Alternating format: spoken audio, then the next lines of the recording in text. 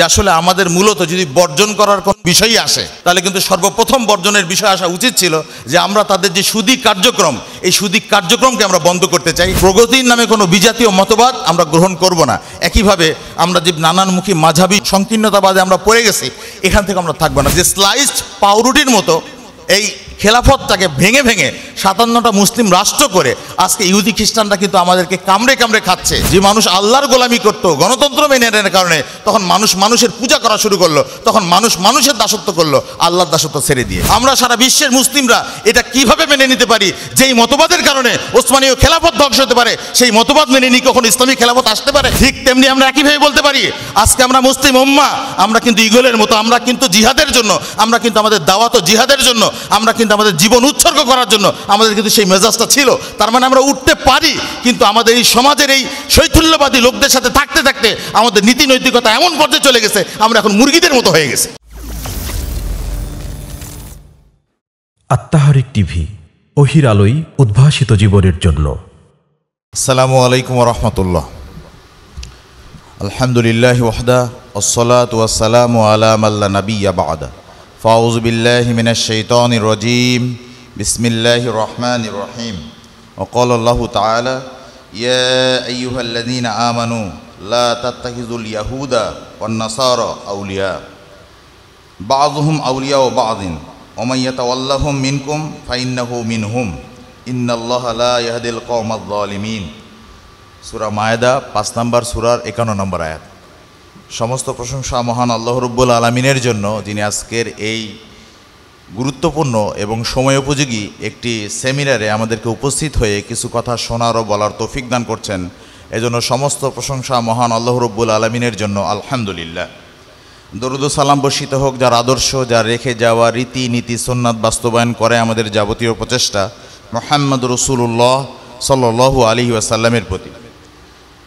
বাংলাদেশ আহলে হাদিস যুব সংঘ রাজশাহী বিশ্ববিদ্যালয় কর্তৃক আয়োজিত আজকের এই ফিলিস্তিনে ইসরায়েলের বর্বরোচিত গণহত্যার প্রতিবাদ ও মুসলিম উম্মার সচেতনতা সৃষ্টির লক্ষ্যে আয়োজিত আজকের এই যে সেমিনার, এই সেমিনারে আমরা উপস্থিত হতে পেরেছি এবং আজকে আমাদের মাঝে উপস্থিত হয়েছেন আজকের এই সেমিনারের প্রধান আলোচক প্রফেসর ডক্টর মোহাম্মদ আসাদুল্লাহ আল গালিব, আমির আহলে হাদিস আন্দোলন বাংলাদেশ এবং অবসরপ্রাপ্ত প্রফেসর, রাজশাহী বিশ্ববিদ্যালয় আরবি বিভাগের।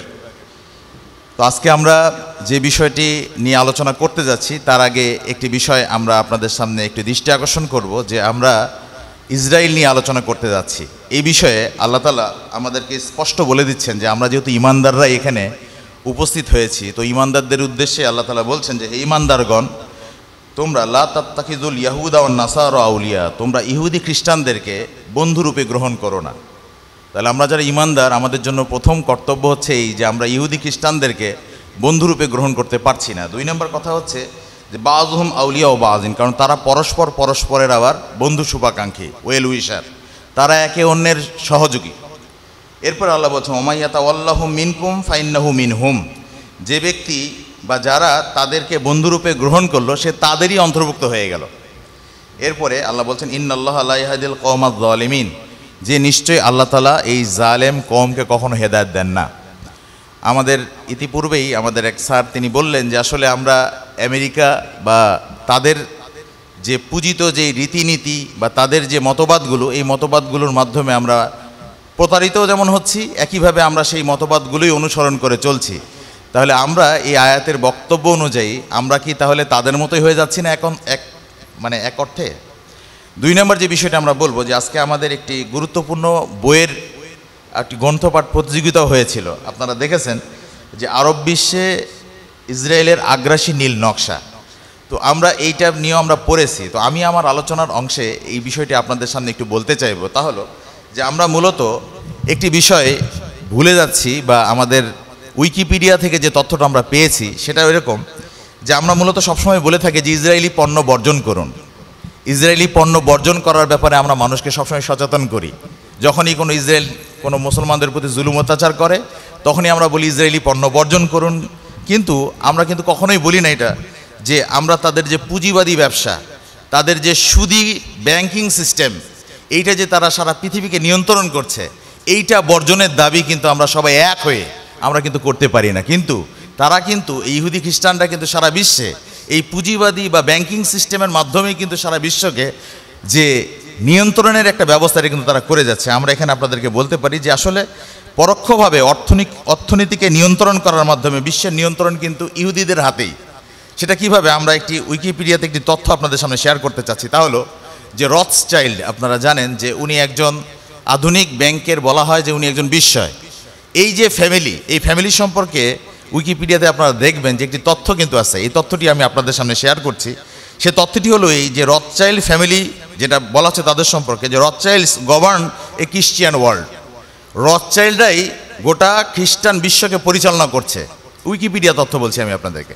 এরপর বলা হচ্ছে not a cabinet moves without their advice, অর্থাৎ এই যে যারা সুদি কারবার নিয়ন্ত্রণ করে তাদের একটা পরামর্শ ছাড়া কোনো মন্ত্রিসভার আইনও পাস হয় না খ্রিস্টান বিশ্বে। এরপর বলা হচ্ছে যে দে স্ট্রেচ দেয়ার হ্যান্ড, তারা তাদের হাতকে প্রসারিত করে রেখেছে উইথ ইকুয়াল ইজ, খুব সহজভাবেই from Saint Petersburg to Vienna, সেই সেন্ট পিটার্সবার্গ মানে রাশিয়ার সেই বড় সিটি থেকে নিয়ে ভিয়েনা অস্ট্রিয়া পর্যন্ত। এরপরে বলা হচ্ছে from Vienna to Paris, say Vienna থেকে প্যারিস পর্যন্ত, from Paris to London, Paris থেকে লন্ডন পর্যন্ত, from London two Washington, London থেকে ওয়াশিংটন পর্যন্ত। তার মানে এক কথায় যদি আমরা বলি যে ইউরোপ থেকে আমেরিকা পর্যন্ত তারা এই নিয়ন্ত্রণটা রেখেছে কিন্তু তাদের এই সুদি ব্যাংকিং সিস্টেমের মাধ্যমে। এখন আমরা যদি আপনাদেরকে এখানে সংক্ষিপ্তভাবে বলি যে আসলে আমাদের মূলত যদি বর্জন করার কোনো বিষয়ই আসে, যদি কোনো বর্জন করার বিষয় আসে, তাহলে কিন্তু সর্বপ্রথম বর্জনের বিষয় আসা উচিত ছিল যে আমরা তাদের যে সুদি কার্যক্রম, এই সুদি কার্যক্রমকে আমরা বন্ধ করতে চাই। যদি ইসলাম আমাদেরকে জাকাত ভিত্তিক যে অর্থ ব্যবস্থা আমাদেরকে, আমি সেই দিকে ফিরে আসতে চাই, আমরা প্রচলিত এই সুদি অর্থনৈতিক ব্যবস্থায় থাকতে চাই না। এটা ছিল একটা মেসেজ যে এইটার কারণেই তারা যদি সারা বিশ্বকে নিয়ন্ত্রণ করছে আর আমরা সেটাকেই আমরা কিন্তু বরণ করে নিচ্ছি। এখানে আরেকটা বিষয় আমরা এখানে বলতে চাইবো আপনাদেরকে, সেটা হলো যে আসলে তাদেরকে বলা হচ্ছে যে তারা কিন্তু এখন সারা বিশ্ব যেমন কোথায় শান্তি থাকবে আর কোথায় যুদ্ধ লাগাই দিতে হবে, এই কাজটাও কিন্তু তাদের মাধ্যমেই হচ্ছে। তাহলে আমরা এখানে আমরা যেটা বলতে চাই যে আহলে হাদিস আন্দোলন বাংলাদেশ বা বাংলাদেশ আহলে যুব সংঘ, আমরা আসলে কি চাই, এবার আমরা আমাদের পার্সপেক্টিভ থেকে আপনাদের সামনে কয়েকটি কথা বলতে চাই। তাহলে এই যে আমরা একটি স্লোগান দিয়ে থাকি, আমরা বলি যে we desire such an Islamic society where there would not be any foreignism in the name of progress, nor would be any মাযহাবি narrowness in the name of Islam. আমরা যেটা দ্ব্যর্থহীনভাবে সবসময় বলে আসি যে আমরা চাই এমন একটি ইসলামী সমাজ যেখানে থাকবে না প্রগতির নামে কোনো বিজাতীয় মতবাদ, থাকবে না ইসলামের নামে কোনো রূপ মাযহাবী সংকীর্ণতাবাদ।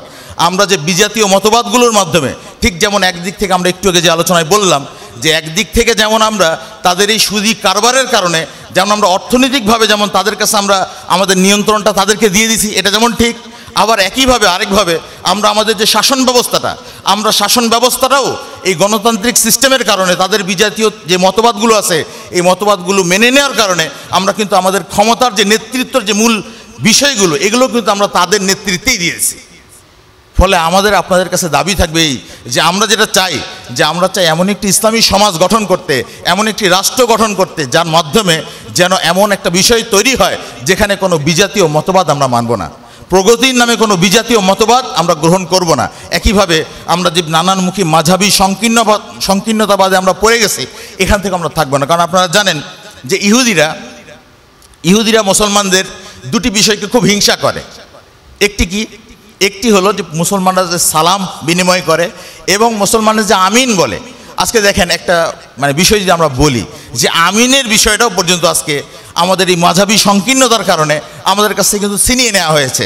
একটি বিষয় যদি আমরা বলি, আমরা নর্মালি যখন বলা হচ্ছে যে সূরা ফাতিহা শেষ করলে আমিন বলতে হবে, যে বা যারা কেউ বলছে যে আস্তে বলতে হবে, কেউ আমরা বলছি জোরে বলতে হবে। এখন আস্তে জোরে যাই হোক আমিন বলতে হবে তো সবাই একমত যে আমিনটা বলতে হবে। তাহলে একটা বিষয় আমরা যদি বলি যে একটু পরে আমরা তো জোহরের 4 রাকাত ফরজ সালাত আদায় করব। তো এই 4 রাকাত ফরজ সালাত যখন আমরা আদায় করব তখন আমরা যারা সূরা ফাতিহা পাঠ করি তারা আমাদের সূরা ফাতিহা শেষ হবে আমরা আমিন বলবো, কিন্তু যারা আস্তে আমিন বলবে কিন্তু সূরা ফাতিহা পড়বে না, তো তারা আমিনটা কখন বলবে? তো তাদের আমিনটা তা কখন বলবে কখন? সে তো সূরা ফাতিহা শেষ করেই তো বলার কথা ছিল, কিন্তু সে সূরা ফাতিহাই পাঠ করবে না, তাহলে আমিনটা বলবে কখন? এই যে মাঝাবী সংকীর্ণতা থাকার কারণে আজকে আমিনও আমাদের কাছ থেকে ছিনিয়ে নেওয়া হয়েছে। আমরা এই জন্য বলতে চাই ইহুদিদের যে মূল চক্রান্ত, যেখানে এই আয়াতের মূল বিষয়বস্তুটা কি, যে সূরা ফাতিহায় বলেছে গয়রিল মাগজুবি আলাইহিম ওয়ালাদ-দাল্লিন, এই যে মাগজুব বা অভিশপ্ত যে ইহুদি এবং দলিন যে খ্রিস্টানরা যে পথভ্রষ্ট, এই পথভ্রষ্ট ইহুদি অভিশপ্ত এবং পথভ্রষ্ট ইহুদি খ্রিস্টানদের কাছ থেকে আমরা যে আল্লাহর কাছে পানা চাচ্ছি যে আল্লাহ তুমি তাদের পথ আমাদেরকে দেখায় না, এর জন্য কি আমাদের কাছ থেকে ছিনিয়ে নেওয়া হয়নি এই মাঝাবী সংকীর্ণতার কারণে? এজন্য আমরা বলবো যে আমাদের এই বিষয়গুলো আসলে হৃদয়ঙ্গম করা দরকার। আর 2 নম্বর যেটা বিষয় বলবো যে আমরা চাই যে এই বিজাতীয় মতবাদের কারণে ওসমানীয় খেলাফত কিন্তু ধ্বংস হয়ে গেছিল। আমাদের মোহতারাম আমির জামাতের আরেকটি গুরুত্বপূর্ণ বই কিন্তু আমাদের মাঝে আছে, সেই বইটার নাম হচ্ছে ইসলামিক খেলাফত ও নেতৃত্ব নির্বাচন। এই বইয়ে আমাদের মোহতারাম আমির জামাতের একটি যে আলোচনা আসছে, সেই আলোচনার একটা প্রেক্ষাপট আপনাদেরকে তুলে ধরবো যে আসলে ওসমানীয় খেলাফত কিভাবে ধ্বংস হয়েছিল। যেই খেলাফত সেখানে এক খেলাফত ধ্বংস হয়ে আমির জামাতের ভাষায় যদি বলি যে স্লাইসড পাউরুটির মতো এই খেলাফতটাকে ভেঙে ভেঙে 57টা মুসলিম রাষ্ট্র করে আজকে ইহুদি খ্রিস্টানরা কিন্তু আমাদেরকে কামড়ে কামড়ে খাচ্ছে স্লাইড পাউরুটিকে ভাগ করার মতো। আর আজকে আমরা কিন্তু ওই মতবাদগুলোই মেনে আমরা নিজেরা বাস নিজেদের আত্মতৃপ্তি আর আত্মতুষ্টির স্লোগান আমরা ছাড়ছি। এই জন্য আমরা বলতে চাই যে যতদিন পর্যন্ত এই ইহুদি খ্রিস্টানদের মতবাদগুলো এই গণতন্ত্র, ধর্মনিরপেক্ষতাবাদ এবং জাতীয়তাবাদের এই ধোঁকা থেকে আমরা না বেরিয়ে আসতে পারবো, ততদিন পর্যন্ত আবারও পুনরায় যে খেলাফতের যে আমরা স্বপ্ন দেখছি, পুনরায় যে এই ফিলিস্তিনের গাজাদের যে অধিকার ফিরিয়ে দেওয়ার যে আমরা স্বপ্ন দেখছি, এটা ফিরিয়ে আনা সম্ভব হবে না বলে আমরা মনে করি। কারণ মোহতারাম আমির জামাত স্পষ্ট হয়ে বলেছেন যে সেই সময় যখন খলিফাদেরকে নানামুখী উপঢৌকন দিতে চাওয়া হয়েছিল, যখন নানামুখী প্রলোভন দিতে চাওয়া হয়েছিল, তখন কিন্তু প্রথম তারা চাপিয়ে দিয়েছিল ধর্মনিরপেক্ষতাবাদ। এই সেকুলারিজম তাদেরকে চাপিয়ে দেওয়া হয়েছিল। সেকুলারিজম চাপিয়ে দেওয়ার মাধ্যমে প্রথমত মানুষকে ধর্মীয় অনুভূতি থেকে মানুষকে ফিরিয়ে আনা হয়েছিল। এরপরে ধর্মীয় অনুভূতি থেকে যখন ফিরে আসে তখন মানুষকে কিন্তু চাপিয়ে দিয়েছিল গণতন্ত্র। এই গণতন্ত্র চাপিয়ে দিয়ে তখন মানুষ কিন্তু মানুষের গোলামি করা শুরু করে। আর যে মানুষ আল্লাহর গোলামি করত গণতন্ত্র মেনে নেওয়ার কারণে, তখন মানুষ মানুষের পূজা করা শুরু করলো, তখন মানুষ মানুষের দাসত্ব করলো আল্লাহর দাসত্ব ছেড়ে দিয়ে। তৃতীয় চাপিয়ে দেওয়া হলো জাতীয়তাবাদ চাপিয়ে দিয়ে ধর্ম, বর্ণ এবং অঞ্চলের ভিত্তিতে এই মুসলিম রাষ্ট্রটা, যেটা আমরা এক খেলাফতের অধীনে ছিলাম, এই নানামুখী আলাদা আলাদা রাষ্ট্র গঠন করার মাধ্যমে আমরা কিন্তু আজকে বিভক্ত হয়ে গেছি। এই জাতীয়তাবাদের স্লোগান তুলে অঞ্চলের ভিত্তিতে, ভাষার ভিত্তিতে, বর্ণের ভিত্তিতে নানাভাবে আমরা বিভক্ত হয়ে গেছি। যারই ফলশ্রুতিতে 1924 সালের 3রা মার্চ যে ওসমানীয় খেলাফত ধ্বংস হয়েছে, তা আজকে আমরা বাংলাদেশে বসে আমরা সারা বিশ্বের মুসলিমরা এটা কিভাবে মেনে নিতে পারি যেই মতবাদের কারণে ওসমানীয় খেলাফত ধ্বংস হতে পারে, সেই মতবাদ মেনে নিয়ে কখন ইসলামী খেলাফত আসতে পারে? যেই মতবাদ মেনে নেওয়ার কারণে ওসমানীয় খেলাফত যদি ধ্বংস হয়, সেই মতবাদ মেনে নিয়ে কখনো ইসলামী খেলাফত বা ইসলামী রাষ্ট্রের স্বপ্ন দেখা যেতে পারে না। আমরা মনে করি ইসলামী রাষ্ট্র যদি ফিরিয়ে আনতে চায়, তাহলে রাসূলুল্লাহ সাল্লাল্লাহু আলাইহি ওয়াসাল্লাম যে ভবিষ্যদ্বাণী, যে রাসূল যেটা বলছেন সুম্মা তাকুনু খেলাফতান আলা মিনহাজি নুবুওয়া, নবুয়তের তরিকায় খেলাফত ফিরবে, রাসূলের বক্তব্য নবুয়তের তরিকায় ফিরবে। তার মানে আব্রাহাম লিঙ্কনের তরিকা অথবা অন্য কোনো তরিকায় নয়। এজন্য আমরা বলবো কোনো ব্যক্তির তরিকা নয়, আসুন আমরা যেন ওহীর বিধানের আলোকে আমরা যেন আপোষ করতে পারি, আমরা যেন সেই দিকে ফিরে আসতে পারি। আজকে ফিলিস্তিনের যে এই অত্যাচার যে হচ্ছে, এই ফিলিস্তিনের যে মুসলমান ভাইদের প্রতি যে অন্যায় অত্যাচার হচ্ছে, আজকে কিন্তু আহলে হাদিস আন্দোলন বাংলাদেশ কিন্তু বসে নেই। আমাদের মোহতারাম আমির জামাত তার নির্দেশনা অনুযায়ী প্রত্যেকটা জেলায় এই নির্দেশনা দিয়ে দিয়েছে যে প্রত্যেকটা জেলায় যেন কুনুতে নাজেলা পাঠ করা হয় এই সমস্ত জালেম ইহুদিদের বিরুদ্ধে, এই জালেম ইসরায়েলের বিরুদ্ধে যেন কুনুতে নাজেলা পাঠ করা হয়। এই যেমন দোয়া আমরা করছি, একইভাবে আপনি বলতে পারেন যে আমরা কি তাদের কাছে সাহায্যের হাত বাড়িয়ে দিইনি? হ্যাঁ, আমরা সাহায্যের হাতও বাড়িয়ে দিয়েছি। আমাদের মাধ্যমে আলহামদুলিল্লাহ আমাদের এই আহলে হাদিস আন্দোলন বাংলাদেশের সংগঠনের মাধ্যমে, আমাদের যে সাহায্যের মাধ্যমে ইতিমধ্যেই অলরেডি আমাদের যে ত্রাণটা পৌঁছে গেছে, এই ত্রাণের মাধ্যমে ওই ফিলিস্তিনের যে সমস্ত ভাই বোনেরা যারা উদ্বাস্ত হয়ে এখন তাদের বাড়িঘর ভেঙে যারা এখন কোনো ঠাঁই পাচ্ছিল না, কোথায় আশ্রয় নিবে কোথায়, তাদের জন্য আলহামদুলিল্লাহ আহলে হাদিস আন্দোলন বাংলাদেশের মাধ্যমে যে ত্রাণ সহযোগিতা করা হয়েছে, এই ত্রাণ সহযোগিতা করার মাধ্যমে সেখানে যে তাঁবুটা করা হয়েছে, সেই তাঁবুগুলোতে এখন কিন্তু ফিলিস্তিনি ভাইয়েরা যারা বেঁচে আছে তারা কিন্তু সেখানে আশ্রয় নিচ্ছে। এই জন্য কি আপনারা আলহামদুলিল্লাহ বলবেন না যে আলহামদুলিল্লাহ যে আমাদের মাধ্যমে আমরা কিন্তু এই কার্যক্রমগুলো করে যাচ্ছি? তবে হ্যাঁ, আমাদের কাছে বক্তব্য হচ্ছে এই যে আমরা চাই যে সারা পৃথিবী থেকে যদি আবারও ইসলামী খেলাফতকে যদি পুনরুদ্ধার করতে হয়, তাহলে প্রচলিত যে সুদি যে সিস্টেম, এই যে আমাদের যে ইটস অল অ্যাবাউট মানি যে গেমটা আমরা খেলছে, বিশেষ করে ইহুদি খ্রিস্টান সাম্রাজ্যবাদীরা, তাদের এই গেমটা থেকে কিন্তু আমরা বেরিয়ে আসতে পারবো না। একইভাবে যদি আমরা বিজাতীয় মতবাদ মেনে নিই, তাহলে ক্ষমতার দিক থেকেও, পলিটিক্যাল পাওয়ারের দিক থেকেও আমরা সবসময় তাদেরই করতলগত হয়ে থাকবো। কারণ আপনারা জানেন যে এই যে OIC মানে বিশেষ করে যে আমাদের যে UNO যে জাতিসংঘ নামে যে সংগঠনটা কায়েম করা হয়েছে, এই সংগঠনের মূল স্লোগানটা আসলে কি? এটা তো মুখে বলে যে মেজরিটি মাস্ট বি গ্রান্টেড, প্রত্যেকটা দেশে বলছে যে অধিকাংশ রায়ই চূড়ান্ত, কিন্তু অ্যাকচুয়ালি এই যে তাদের যে স্থায়ী রাষ্ট্রগুলো আছে, তাদের যে পার্মানেন্ট স্টেট যেগুলো আছে, এই স্টেটগুলো কি তারা যদি কখনো কোনো রাষ্ট্রের ক্ষেত্রে যদি একমত না হয়, তাহলে কি তারা সেখানে কি তাদের গণতন্ত্র কায়েম করে? এজন্য আমরা বলবো তারা কিন্তু আমাদেরকে তাদের এই যে জাতিসংঘের মাধ্যমে বিভিন্ন মানে সংগঠনগুলোর মাধ্যমে আমাদের উপর কিন্তু তারা তাদের প্রভাব বিস্তার করছে। আর আজকে আমরা মুসলিম উম্মাহ আমরা কিন্তু আমাদের ইতিহাস ভুলে গেছি। আমি কিন্তু একটি গল্প বলে থাকি, যে একটি গল্পে আমি বলি যে আজকে মুসলিম উম্মাহ আমরা হয়ে গেছি ওই ঠিক একটা কাল্পনিক গল্পের মতো, যে একটা পাহাড়ে একটা ঈগল পাখির ডিম পাহাড়ের উপর থেকে পড়ে গেছে। কাল্পনিক গল্প এটা। তো ঈগল পাখির ডিমটা এবার মুরগির ডিমের সাথে মিশে গেছে। তো মুরগির ডিম থেকে তো মুরগিই হবে, আর ঈগল পাখি তো ঈগলই হবে। তো একদিন ঈগল বড় হওয়ার পর দেখছে যে তার মতোই দেখতে ঈগলরা আকাশে উঠছে। তো তখন সে ভাবছে, ইস আমি যদি উঠতে পারতাম। তো এখন আপনারা বলেন ঈগল পাখিটা কি উঠতে পারে না? কিন্তু ঈগল পাখিটা এই মুরগিগুলোর সাথে থাকতে থাকতে, যেহেতু মুরগিরা উঠতে পারে না, তারা যদি হেঁটে হেঁটে চলে, এই মুরগিদের সাথে থাকতে থাকতে থাকতে থাকতে তারা এখন সেই ঈগলটা এখন মুরগির মতো হয়ে গেছে, সে আর উঠতে পারে ভুলে গেছে। ঠিক তেমনি আমরা একইভাবে বলতে পারি আজকে আমরা মুসলিম উম্মাহ আমরা কিন্তু ঈগলের মতো, আমরা কিন্তু জিহাদের জন্য, আমরা কিন্তু আমাদের দাওয়াত ও জিহাদের জন্য, আমরা কিন্তু আমাদের জীবন উৎসর্গ করার জন্য আমাদের কিন্তু সেই মেজাজটা ছিল। তার মানে আমরা উঠতে পারি, কিন্তু আমাদের এই সমাজের এই শৈথল্যবাদী লোকদের সাথে থাকতে থাকতে আমাদের নীতি নৈতিকতা এমন পর্যায়ে চলে গেছে আমরা এখন মুরগিদের মতো হয়ে গেছি। আমরা ভুলে গেছি যে আমাদের আদর্শ ছিল যে আমরা জিহাদি অর্থাৎ মুসলমানদের স্বার্থে আমরা সবাই এক থাকবো, কিন্তু আমরা আজকে ভুলে গেছি। সততা বিভক্ত হয়ে গেছে। এই জন্য আপনারা জানেন যে আমরা এই ইসরায়েলের বিরুদ্ধেই শুধু নয়, আমরা বলবো যে আমাদের ইসলামের বিরুদ্ধে যেই যেখান থেকে কথা বলবে আমরা সেখানে কখনো চুপ থাকবো না। ইসলামের বিরুদ্ধে যে কথা বলবে সেই বিষয়ে আমরা চুপ থাকবো না, এই একটা কমন বিষয়। এই জন্য আপনারা জানেন যে আমাদের যে 5 দফা যে মূলনীতি আছে, এই মূলনীতির 5 নম্বর মূলনীতি হচ্ছে মুসলিম সংহতি দৃঢ়ীকরণ। আমরা চাই এই যে ইসরায়েলের বিরুদ্ধে যেই একমত হওয়ার বিষয়ে আমরা কিন্তু অলরেডি আপনারা জানেন যে ইতিমধ্যেই আমরা কিন্তু বিভিন্ন জায়গায়, বাংলাদেশের বিভিন্ন জায়গায় আমরা কিন্তু এর বিরুদ্ধে প্রতিবাদ করেছি। এই প্রতিবাদ অব্যাহত রয়েছে, তারই একটা বলা যায় সেমিনারের একটা অংশ। আপনাদেরকে আরেকটি বিষয় জানা রাখতে চাই যে জাতীয় বিষয়গুলোতেও কিন্তু আহলে হাদিস আন্দোলন বাংলাদেশ এবং আমাদের যে মোহতারাম আমির, তিনি কিন্তু আমাদেরকে সব সময় এই বিষয় লেখনীর মাধ্যমে, তার বক্তব্যের মাধ্যমে কিন্তু আমাদেরকে সচেতন করে যাচ্ছেন। তার একটা বিষয় বলি আপনাদেরকে, সম্প্রতি গত 1 সপ্তাহের মাঝেই ধরেন কয়েকটা বিষয় তিনি কিন্তু আমাদের মাঝে এটা পেশ করেছেন। একটা তার বক্তব্যের মাধ্যমে যদি বলি, আপনারা জানেন যে বাংলাদেশে নারী বিষয়ক সংস্কার কমিশন নামে যে একটা নারীদের একটা সংগঠন, এই সংগঠনের মধ্যে 2টা যে প্রস্তাব পেশ করা হয়েছে, এই প্রস্তাবের বিরুদ্ধে তিনি তার জুমার খুদ্বায় তীব্র নিন্দা জানিয়েছেন।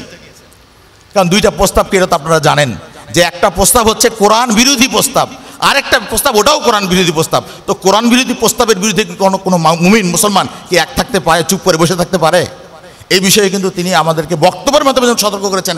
একইভাবে আরেকটা ভারতে যে ওয়াকফ আইন, এই যে ভারতে যে মুসলিমদের যে আইন রক্ষা করার বিষয়টা, এটাও তিনি তার এই যে বর্তমান সংখ্যার যে মাসিক তারিখ মে মাসের যে 2025 সালের মাসিক তারিখ পত্রিকা, এই পত্রিকায় সম্পাদকীয়তে মোহতারাম আমির জামাত ভারতের নতুন ওয়াকফ আইন বাতিল করুন এই শীর্ষক একটি সম্পাদকীয় লিখে তিনি আমাদেরকে জানিয়ে দিয়েছেন যে আসলে এই ভারতের যে এই জন্য আমি একটু যে কথাটা বললাম যে সারা বিশ্বের যেখানেই মুসলমানদের অধিকার খর্ব করা হবে, যেখানেই মুসলমানদেরকে মুসলমানদের প্রতি নির্যাতন করা হবে, তখন আহলে হাদিস আন্দোলন বাংলাদেশ কখনো চুপ করে বসে থাকে নেই, আগামীতেও থাকবে না ইনশাআল্লাহ। আমরা সব সময় যেহেতু মুসলমানদের পক্ষে ছিলাম, আমরা ইসলামের পক্ষে ছিলাম, আমরা সেই পক্ষেই থাকবো। এই জন্য আপনাদেরকে বলতে চাই যে দেখবেন যে ইসরায়েলের বিরুদ্ধে যে আজকে যে সচেতনতার যে কথা বলা হচ্ছে, এই যে বইটি নিয়ে আপনারা পরীক্ষা দিয়েছেন, এই বইটির ইতিহাস কিন্তু আজকের নয়, এটা কিন্তু 18 সালে অনুবাদ করা কোনো বই নয়।